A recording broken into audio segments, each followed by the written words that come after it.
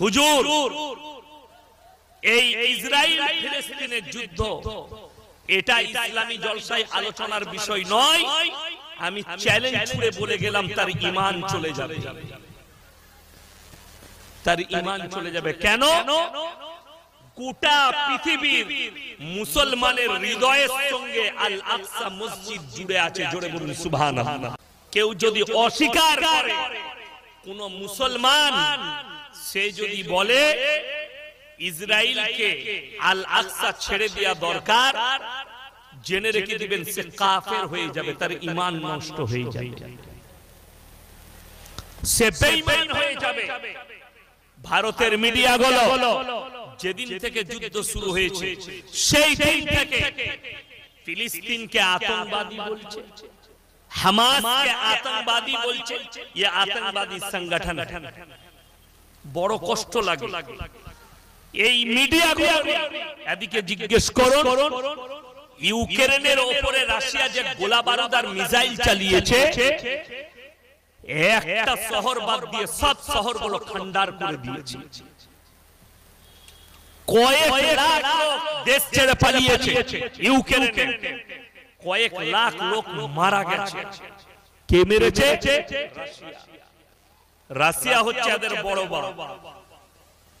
রাশিয়াকে একবার বলে দেখাও, তোমাদের যদি হিম্মত থাকে, তোমরা যদি সৎ হও, হকপন্থী মিডিয়া হও, একবার খালি রাশিয়াকে বলে দেখাও যে রাশিয়া আতঙ্কবাদী, এত বড় নিরীহ মানুষকে মেরেছে। আপনারা ইতিহাস শুনে যান, এই আল আকসা মসজিদের ভেতরে 2000 মুসল্লির উপরে আনতাবড়ি গুলি চালিয়েছিল, নির্মমভাবে হত্যা করেছে। এমনকি ফিলিস্তিনের হসপিটালে ইসরায়েলের সেনারা ঢুকে প্রসব হয়েছে, বাচ্চা মা প্রসব করেছে, মাকে গুলি করে হত্যা করেছে। 3-4 দিনের শিশুকে গুলি করে হত্যা করেছে ইসরায়েলি সেনারা।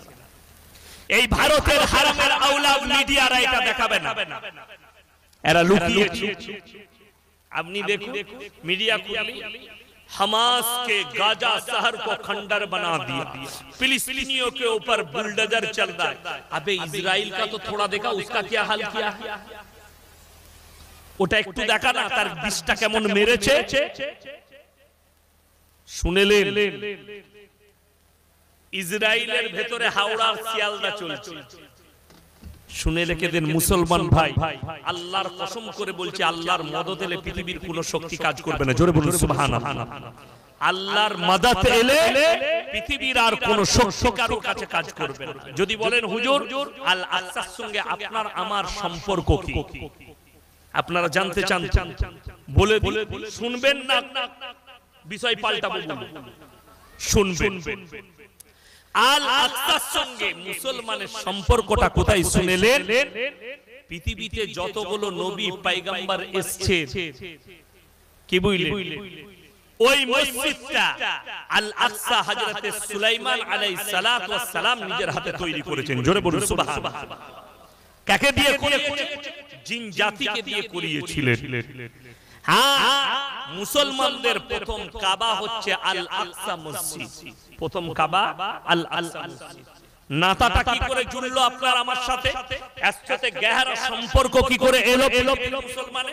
কোরআন খুলে সূরা ইসরাঈল 15 পারা প্রথম পৃষ্ঠা, যাদের বাড়িতে মানে কোরআন আছে খুলবেন। সুবহানাল্লাযী ইসরা বিআবদিহি লাইলাম মিনাল মাসজিদিল হারাম ইলাল মাসজিদিল আকসাল্লাযী বারাকনা হাওলাহু লিনুরিয়াহু মিন আয়াতিনা ইন্নাহু হুয়াস সামিউল বাসীর।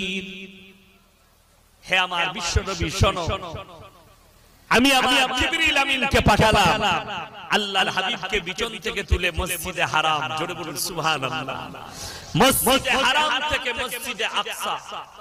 আমরা সকলে জানি আমাদের নবী, বিশ্ব নবী, তিনি হচ্ছেন, সকলে বলুন ইমামুল আম্বিয়া। কি বললাম? ইমামুল আম্বিয়া, জোরে বলুন সুবহানাল্লাহ। ইমামুল আম্বিয়া আপনি বলবেন না, উলামারা বলবেন না,